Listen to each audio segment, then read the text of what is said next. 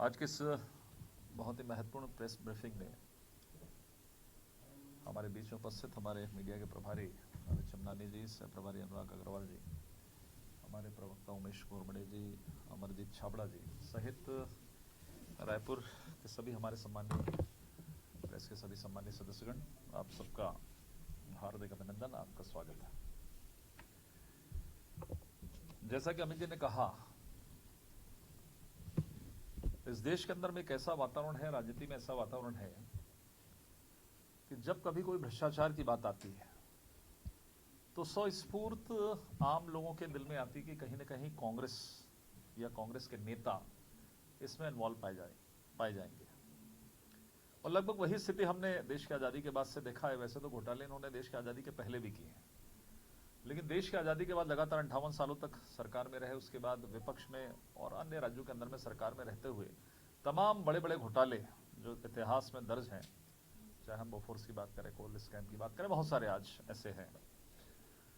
छत्तीसगढ़ बनने के बाद भी छत्तीसगढ़ को भ्रष्टाचार के मामले में यदि प्रसिद्धि दिलाई है तो 5 वर्ष तक इस प्रदेश में भूपेश बघेल जी की सरकार, और उसको अब कहने की आवश्यकता नहीं है क्योंकि तमाम बड़े अधिकारी से लेके तमाम कांग्रेस के नेता, जो उनके रिश्तेदार आज जेल की सलाखों के पीछे हैं, इनको जमानत तक नहीं मिल रही है।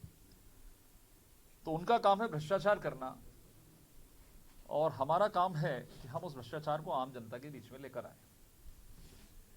आज जैसा कि आपको जानकारी प्रारंभिक तौर पर दी गई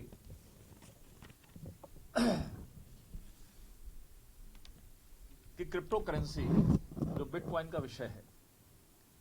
वैसे तो देखा जाए छत्तीसगढ़ या देश में हम बात करें तो 90%, 99% लोग बिटकॉइन या फिर क्रिप्टो करेंसी जो कहते हैं, आप लोग जानते होंगे, इसको समझते ही नहीं कि ये किस तरह का विषय है और किस तरह के इसमें घोटाले हुए होंगे। लेकिन ये कहा जाता है, ये माना जाता है कि आकाश से लेके पाताल और जमीन से लेके आकाश तक जिन भी क्षेत्रों में इस तरह के कोई भी योजनाएं आती हैं, प्रोजेक्ट आते हैं, कोई विषय आते हैं,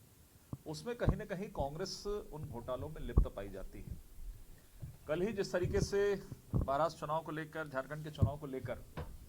जो विषय सामने आया है, एक नेत्री ने अपने सोशल प्लेटफॉर्म पर भी, एक्स पर उन्होंने एक पोस्ट किया है और बिटकॉइन मामले में छत्तीसगढ़ के पूर्व मुख्यमंत्री पर भी एक आरोप लगाया है, कांग्रेस सरकार पर आरोप लगाया है। जिस तरीके से जो ऑडियो टेप सामने आया, आपने भी देखा होगा मीडिया के माध्यम से, ये महाराष्ट्र कांग्रेस के जो प्रदेश अध्यक्ष नाना पाटोले, जिनका बहुत ही मधुर संबंध हमारे पूर्व मुख्यमंत्री जो कांग्रेस के यहाँ के नेता हैं भूपेश बघेल जी से भी बहुत मधुर संबंध है, जो आपने देखा है पिछले 5 वर्षों में भी और बाद में भी कांग्रेस की राजनीति में आपने देखा है। जो कांग्रेस की पूर्व नेत्री ने एक्सपोज पर यह आरोप लगाया है, मैं उसी को आगे बढ़ा रहा हूं कि बिटकॉइन मामले में जो महाराष्ट्र के ऑडियो टेप के माध्यम से यहां आया, ईडी ने इस पर यहां के जो गौरव मेहता हैं, जो आम्रपाली सोसाइटी में रहते हैं, जैसा जानकारी मिली है कि छत्तीसगढ़ में भी कार्रवाई हुई है, अर्थात उनके तार इस तरीके से यहां पे जुड़े हैं इसके ऊपर, और जिस गौरव मेहता के साथ में भी भूपेश बघेल जी के संबंध रहे हैं। महादेव मामला तो आप सब लोगों को जग जाहिर हो गया है कि किस तरीके से कांग्रेस सरकार के जो आर्थिक मामले, हम महाराष्ट्र और झारखंड की क्या बात करें, झारखंड के अधिकारी भी जेल की सलाखों के पीछे शराब के मामले को लेके, लेकिन इनके आर्थिक मामलों की जो भ्रष्टाचार है, जो तार जुड़े हुए हैं, वो अंतर्राष्ट्रीय गिरोह से भी जुड़े हैं। और ऐसे में यह खुलासा जब सामने आया ऑडियो टेप के माध्यम से, और जो कांग्रेस की पूर्व नेत्री रही जिन्होंने अपने पोस्ट पर एक आरोप लगाया है, मुझे लगता है कि यदि किसी भी आर्थिक अपराध में या भ्रष्टाचार में छत्तीसगढ़ का नाम आता है और तार यदि किसी दिशा की ओर इंगित करते हैं, तो उस पर संबंधित व्यक्ति को कम से कम छत्तीसगढ़ के मान सम्मान के लिए उस पर जवाब देने की आवश्यकता है। इसलिए आज इस प्रेस ब्रीफिंग के माध्यम से कांग्रेस को और खासकर भूपेश बघेल जी को, पूर्व मुख्यमंत्री, वो प्रदेश के नेता है, कांग्रेस के सबसे बड़े नेता आज की स्थिति में, तो मुझे लगता है कि इसका जवाब उनको सामने देना चाहिए। जो ऑडियो टेप सामने आया है उसमें भूपेश बघेल जी का इन्वॉल्वमेंट इसमें प्रथम दृष्टया यहां पर दिखाई दे रहा है। राज्य में कांग्रेस सरकार रहते भूपेश बघेल सरकार के द्वारा अन्य चुनावी राज्यों में जो कांग्रेस के भ्रष्टाचार के आरोप भी जो लगते रहे, जो सिद्ध भी हुए कि एटीएम समझकर यहां से पैसे जाते रहे, 5 वर्षों के अंदर में यहां से पैसे जाते रहे, अन्य राज्यों में पैसे जाते रहे। और जो मैंने कहा कि शराब के मामले में जो चीजें हैं, जो लोग अंदर हैं और ये तार झारखंड तक जुड़े हैं, वो आप सबके सामने है। भ्रष्टाचार के साथ में सवाल यह है कि भ्रष्टाचार के हर आरोपी के साथ छत्तीसगढ़ से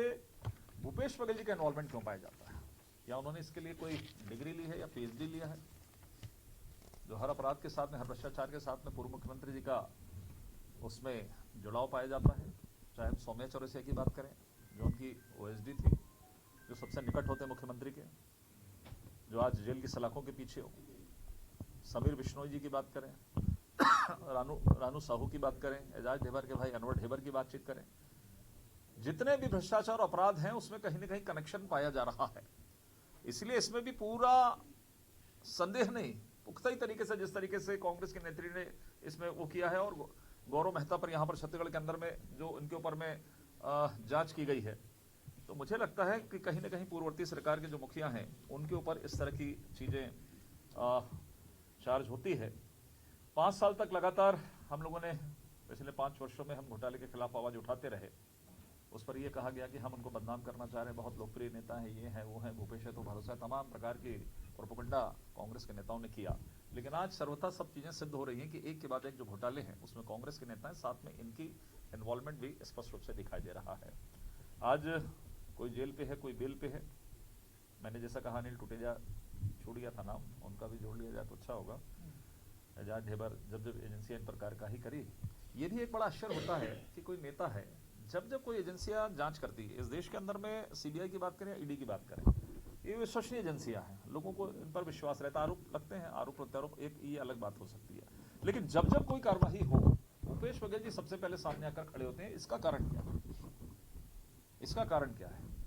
चाहे वो शराब का मामला हो, चाहे कोल का हो, चाहे जिसका हो, चाहे कोई अधिकारी का हो, नेता का हो, सबसे पहले संरक्षण के रूप में। इसीलिए हमारा यह आरोप सिद्ध होता है हमेशा, जो हम कहते हैं कि अपराधियों का संरक्षण, भ्रष्टाचारियों का संरक्षण माननीय पूर्व मुख्यमंत्री जी और कांग्रेस की सरकार के द्वारा किया गया। मैं तो यहां तक कहता हूं कि जो अभी हमारे ऊपर कुछ आरोप लगाने की कोशिश कांग्रेसी करते हैं कि हत्याएं हो रही है, लॉ एंड ऑर्डर की बातचीत है। पिछले 5 वर्षों में आपने छत्तीसगढ़ को अपराधगढ़ में तब्दील किया है, उनको जमीन पर पैर रखने आपने दिया है और उनको यहां स्थायित्व प्रदान किया है। उसको आज इस तरह की चीजें सामने आ रही है, उनको उखाड़ फेंकने के लिए हमारी सरकार लगी है। लेकिन ये कहीं ना कहीं 5 सालों का संरक्षण था, चाहे नक्सल के मामले को बोले, चाहे लॉ एंड ऑर्डर की बात करें,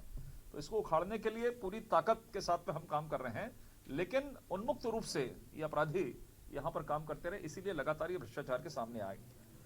आज ये भी आश्चर्य होता है आपको, हमारे ऊपर हम यदि गलत बोल रहे हैं, अदालत है इस देश के अंदर में, न्यायालय व्यवस्था है, न्यायालयीन व्यवस्था है,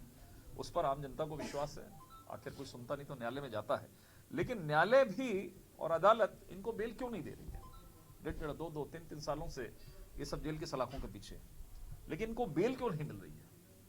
क्या वहां भी हमारी मर्जी है क्या? तो मुझे लगता है ये स्पष्ट करते हैं कि सब जो मामले हैं इस भ्रष्टाचार में, ये सब के सब कांग्रेस के लोग, तत्कालीन कांग्रेस सरकार और उनके मुखिया, इसमें कहीं ना कहीं लिप्त पाए जा रहे हैं। मैं आज के इस प्रेस ब्रीफिंग का उद्देश्य यही था कि बिटकॉइन के जो मामला आया है कल ऑडियो के माध्यम से, उसके बाद गौरव मेहता के संबंध, नाना पाटोले से संबंध, तो मुझे लगता है कि इस विषय पर सामने आकर, यदि इसमें ताकत है, यदि उस नेत्री ने पोस्ट किया है, आपके ऊपर में सवाल खड़ा किया, आपके संबंध बताया है गौरव मेहता से, तो इस पर सामने आकर, आप एक राजनीतिक दल के मुखिया हैं, पूर्व मुखिया रहे हैं, इस प्रदेश के मुखिया रहे हैं, आपको सामने आकर इस पर जवाब देने की आवश्यकता है। अंत में मैं यही कह सकता हूं, हम ये नहीं कह रहे हैं कि कांग्रेस का हर कार्यकर्ता या हर एक व्यक्ति भ्रष्टाचारी है। सभी कांग्रेसी भ्रष्टाचारी ऐसा नहीं है, परंतु सभी भ्रष्टाचार में कांग्रेसियों का नाम क्यों आता है, ये एक बड़ा प्रश्न है। ये प्रश्न है, हम नहीं कह रहे हैं कि सब लोग कांग्रेस के जो लोग सदस्य हैं वो भ्रष्टाचारी हैं, लेकिन हर भ्रष्टाचार में आखिर कांग्रेस का नाम क्यों आता है? आज भी जितने हैं, कोई हत्याएं हो रही, कोई ये हो रहा है, अधिकांश में आपने देखा कोई एनएसयूआई का अध्यक्ष है, कोई कांग्रेस का नेता है, कोई फलाना है, कोई ठिकाना है। तो आखिर कांग्रेस किस विचारधारा के साथ में प्रदेश में और देश के अंदर में राजनीतिक रूप से काम कर रही है, आम जनता के लिए क्या काम कर रही है? या भ्रष्टाचार में भी लिप्त आते हैं, कोई हत्या, लॉ एंड ऑर्डर की स्थिति बनती है, ठीक है, हमारी जवाबदारी, हमारी सरकार है, लेकिन आखिर उसमें आपके कांग्रेस के नेता इसमें क्यों शामिल पाए जाते हैं? तो ये बड़ा यक्ष प्रश्न है। और एक महत्वपूर्ण विषय जो सामने आया, बिटकॉइन का मामला आया, क्रिप्टो करेंसी का जो विषय आया है, उसके तार जिस तरीके से जुड़ते चले जा रहे हैं, और आपने हर मामले में देखा है कि पहले ये नकारते रहे कि नहीं नहीं नहीं, इसमें कांग्रेस के नेताओं का नहीं है, बीजेपी भ्रष्टाचारी कर रही है, ईडी का सहारा ले रही है, मोदी जी ऐसा कर रहे हैं। लेकिन जब जैसे जैसे परतें उखड़ती गई जांच के आधार पर, वहां पर कांग्रेस के नेता उसमें शामिल पाए गए। तो हमें आशंका है कि जिस तरीके के आरोप उन पर लगे हैं कांग्रेस के नेत्री के, पूर्व नेत्री के द्वारा, तो इस मामले में भी कहीं न कहीं तार आने वाले समय के अंदर में पूर्व मुख्यमंत्री जी से जुड़े हैं। लेकिन आज हम एक समय दे रहे हैं कि उनको सामने आकर इस पर जवाब देने की आवश्यकता है।